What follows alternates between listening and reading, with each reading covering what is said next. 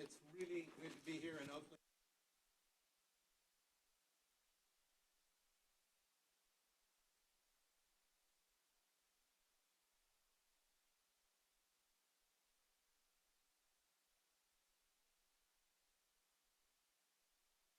The infrastructure of multi-sector community health partnerships. My colleagues and I are aware that the topic of community health partnerships encompasses a broad array of initiatives, and it's impossible really to cover all of these different types in one day.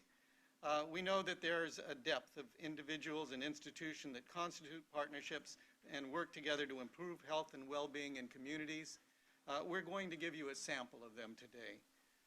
We're going to explore them to talk about issues like authentic community engagements and resident representation, equitable strategies, reducing health disparities. All of these topics are critically important to creating health and improving the health of populations. We're going to talk about engagement through leadership development and sustained participation over time, and we're interested in learning more about the potential co-benefits that accrue to communities and institutions that participate in these partnerships. We've organized this workshop to feature speakers from a range of multi-sector partnerships across the country in a structured way to learn what makes their partnerships and initiatives effective and explore the challenges they've had to overcome in order to create change in their communities.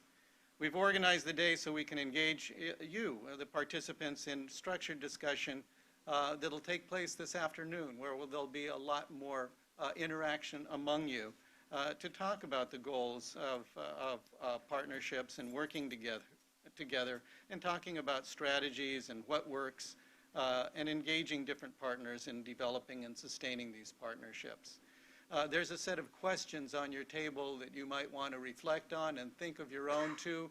And during the daytime, write out any others that you might have on the sheets that you might want to share for discussion with your colleagues. If you're watching us online, I encourage you to email your questions to the email address at the bottom of your screen. That's dthompson@nas.edu. And a member of the staff will share your questions as time allows. Those of you here in the room have been asked to put a word on your name tag that describes how you feel about equity in 2017. Things have changed. The atmosphere has changed from where we were this time even a few months ago. And I think that it is important for us to reflect with each other how we're feeling about issues like equity and partnerships and improving health in this very, very challenging time for our country. We're wanting you to take this opportunity for just a few minutes to meet the people that are around your tables and tell them why you chose the word that's on your name tag. For those of you at home, think of a word yourself that might describe and sum up in just one word how you're feeling about equity. And we're going to take a pause of just a few minutes for this table discussion to occur so you can meet each other, share with each other what you're feeling about equity in 2017, and hopefully create some partnership here locally. So please go ahead and do that.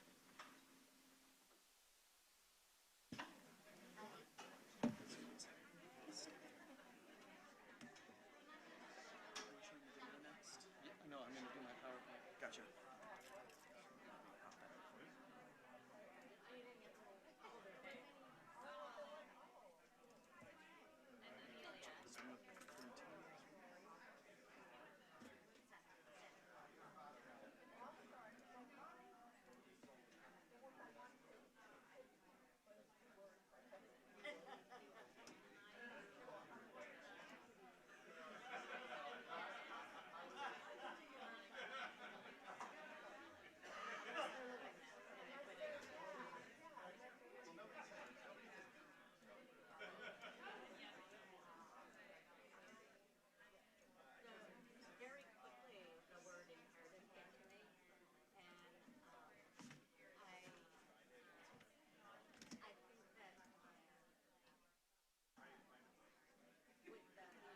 PowerPoint on now.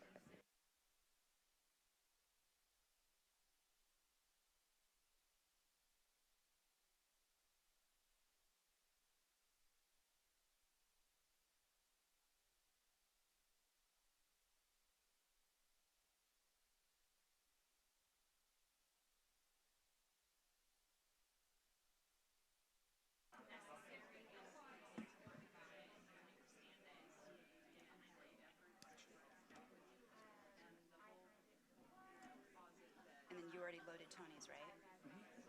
No, this is Tony's. Okay. All right, thanks, Colin. It's not on the screen.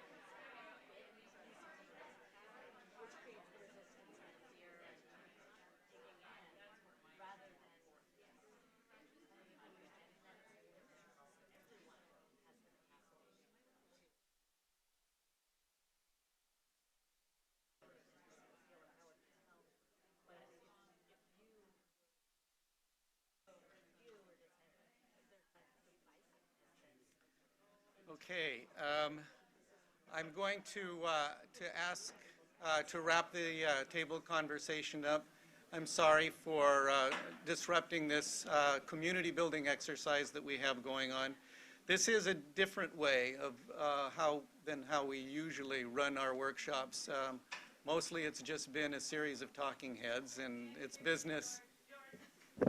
It's just business all the time, but now we're trying to create a sense of community because this is what happens in real life, and we're trying to build some solidarity and unification among us. So please carry on these conversations throughout the day and continue to talk to your neighbors and let them know how you feel. I was asked to give some definitions for exploring the infrastructure of multi-sector community health partnerships because most of you, I think, are really familiar with the topic. I know a lot of you in the audience. But for those of you that aren't, or just so that we're all on common ground, I'm going to go rapidly through a set of terms and let you know the standpoint that at least I'm coming from, and I have to preface this by saying this is more personal. I think we each have our own definitions and how we regard some of these terms, and some of them have been more standardized than others in literature. So let's just go through this. First of all, we have to recognize the issue of equal opportunity as being fundamental to health, and especially how communities perceive health. But we have to ask ourselves a really critical question: is how is it that a nation legally committed to equal opportunity for all, regardless of race, religion, national origin, or gender, produces and supports inequities? A really profound and important question. I think a lot of you are familiar with the diagrams that compare equality and equity and understand that equity is fairness or access to the same opportunities, and that we've got to ensure equity before we can enjoy equality. Racism, on the other hand, or sexism or any kind of ism, is tolerance of an unequal relationship between social groups based on the privileged access to power and resources by one group over another. Structural racism is a system for allocating social privilege. White males and wealth are the default settings for power in America. At least this is the perception of many probably in our room today, but across the country. Power elites are the power holders at the very top of this pyramid. Laws, myths, norms, and institutions are instruments or these power holders, and the power flow goes downhill to the people who are really the the majority or population in society. Whereas privilege and ending the culture of privilege would require that people solve their own problems, permanently relieving us of our savior mentality and role, multiplying opportunities to engage in genuine relationships without fear of prejudice, and expanding personal and professional networks and enriching human experience. And this allows us each to stand unwaveringly on hard-earned accomplishments, knowing that without benefits of privilege, we'll be more resilient when faced with adversity. It's kind of an end goal for partnerships and community work. People power, on the other hand, and you're going to hear more about people power from the presenters today, derives from people at the top of this diagram here. And flowing down, the power flows down, and institutions, myths, norms, and laws derive from the will of the people and the input of people at large, and not controlled by the power elite. So it's the inverted pyramid. Agency, on the other hand, is what makes people feel healthy. And it goes beyond biomedical health, encompassing things such as safety, financial security, and relationships. Agency is a sense of control over one's life and having requisite connections, capacities, and opportunities for things that make one feel healthy, such as safety, financial security, and relationships. Community agency is collective control or connections and capacities and opportunities, including partnerships and shared decision-making and mutual accountability.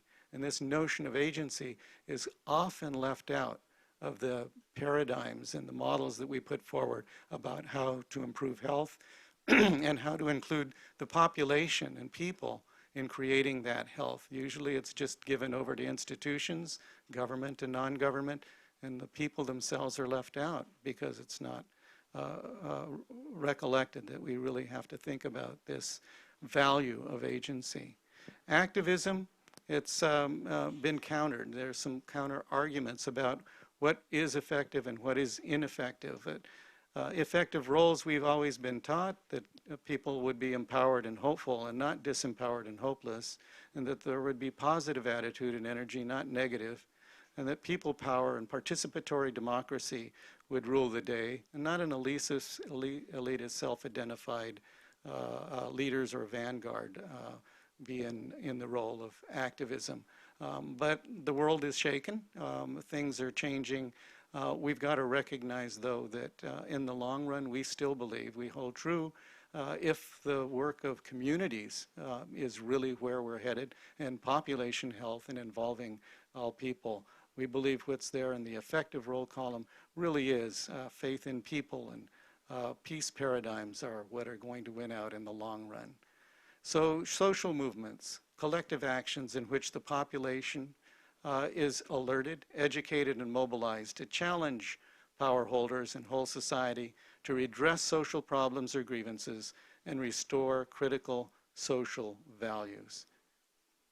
Community building partnerships, therefore, engage authentic community residents and focus on capacity building among change agents. They identify key policies and practices that need reform and develop alliances that have the power to change them, and counter popular assumptions that work to reproduce the status quo.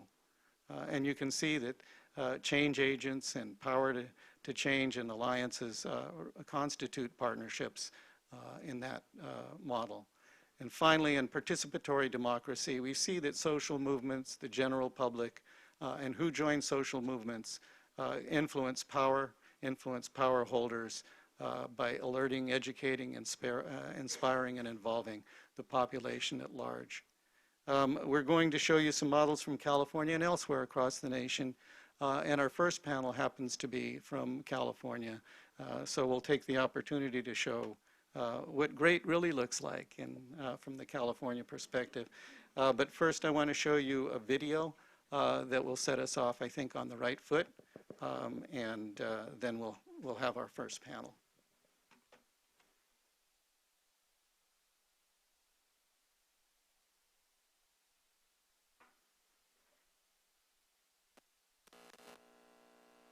Healthy.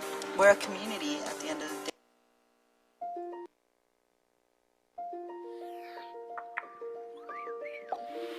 What determines how long we'll live? Is it what we do? Is it who we are?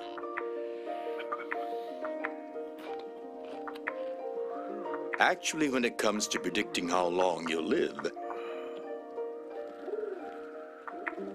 your zip code is more important than your genetic code. Here's how this works. Meet Deb and Maria.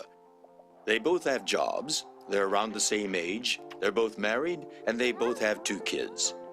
Deb lives in A-Town, while Maria lives in Bville, less than 1 mile away. They're similar in so many ways, but here's the thing. On average, residents of Bville will die more than 15 years sooner than the residents of A-Town. Why? Because where you live is about more than just your address. It's about your opportunities. For example, Deb and Maria's access to healthy options is really different. In A-Town, Deb's family is surrounded by healthy food options, including farmers markets, specialty shops, and grocery stores. The air in A-Town is cleaner and fresher, and there are lots of safe, clean parks where Deb can exercise and her children can play. A-Town has good public schools for Deb's kids and easy access to emergency and preventive health care. On the other hand, Bville has broken, badly lit sidewalks, and the parks are unsafe. The air is filled with truck exhausts from the nearby highway. And for food options, Maria's only choices are Bville's many liquor stores, fast food places, or convenience stores. The schools in Bville are overcrowded and undersupported. And even if Maria can get her kids into better schools far away, she needs to figure out how to get them there without access to a car. So for Maria, having to juggle so much to find healthy options can be an overwhelming source of chronic stress, which is a serious health risk factor. In fact, for all the residents of Bville, chronic stress drives health problems like obesity, diabetes, asthma, and heart disease. How did A-Town and Bville get so different? Well, in many cases in cities and towns across California, the root cause was racial and economic discrimination.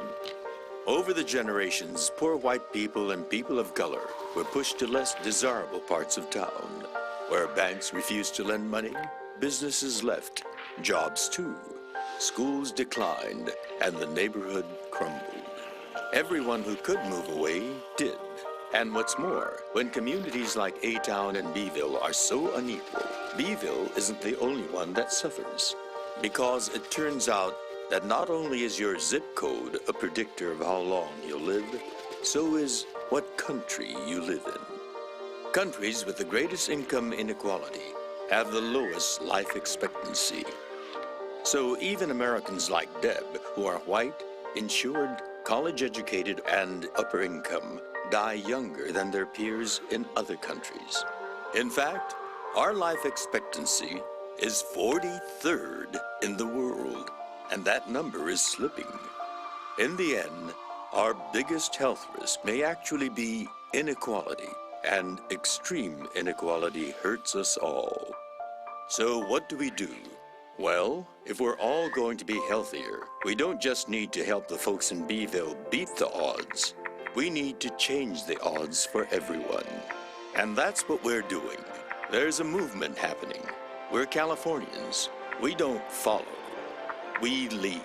We are building the power to make health happen in communities across the state. We are coming together to build one California, a smarter, more inclusive and equitable state that creates health and opportunity for all of us. Join us. To learn more, visit buildinghealthycommunities.org.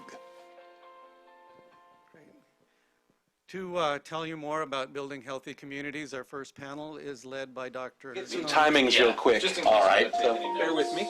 Is led by my friend and colleague from the California Endowment, Dr. Tony Eiton, Andrea Manzo from our East Salinas site, and Kanwar Paul Dhaliwal from Richmond.